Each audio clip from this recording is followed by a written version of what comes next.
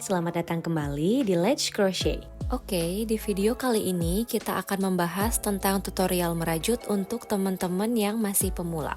Yang bakalan aku bahas di sini, yang pertama alat dan bahan yang digunakan untuk merajut.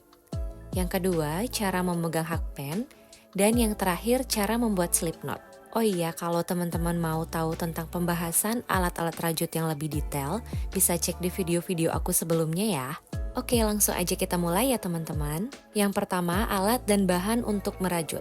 Ada benang, jarum tapestry, stitch marker, gunting, dan hakpen.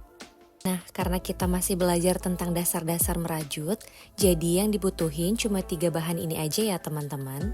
Benang, gunting, dan hakpen. Untuk benang yang aku pakai itu, benang milk cotton 3-ply yang warna biru.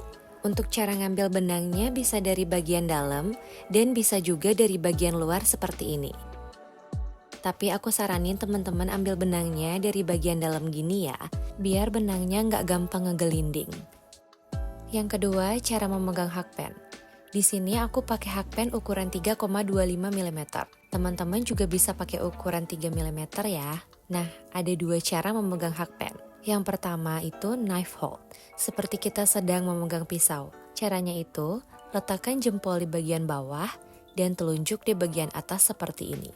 Yang kedua, pencil hold, seperti kita sedang memegang pensil. Letakkan jempol di bagian bawah dan telunjuk di bagian atas seperti ini. Tapi kalau aku lebih suka pakai cara yang pertama. Tapi teman-teman bebas ya, mau pakai cara yang mana aja, senyamannya teman-teman aja. Yang ketiga, cara membuat slip knot. Oke, sekarang kita bikin slip knot ya teman-teman. Ini adalah dasar untuk kita memulai sebuah rajutan. Caranya itu, letakkan bagian benang yang pendek di tangan sebelah kiri, terus putar bagian benang yang panjang seperti ini. Nanti kelihatannya jadi seperti ini ya. Terus letakkan bagian benang yang panjang di bawah seperti ini.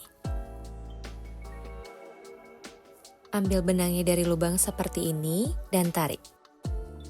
Nah, ini slip knotnya udah jadi ya teman-teman. Kita ulangi lagi ya.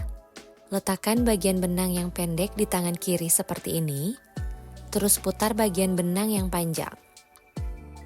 Kelihatannya jadi seperti ini ya. Terus letakkan bagian benang yang panjang di bawah seperti ini. Ambil benangnya dari lubang dan tarik. Terus ambil hakpen dan masukkan hakpen ke lubang. Dan tarik bagian benang yang panjang seperti ini. Nah, untuk cara pegang benangnya itu seperti ini ya teman-teman. Letakkan bagian benang yang panjang di 3 jari seperti ini. Terus putar benang 2 kali menggunakan telunjuk. Tahan benang menggunakan jempol dan jari tengah seperti ini. Oke, kita ulangi sekali lagi bikin slip knotnya ya. Letakkan bagian benang yang pendek seperti ini. Terus putar benang.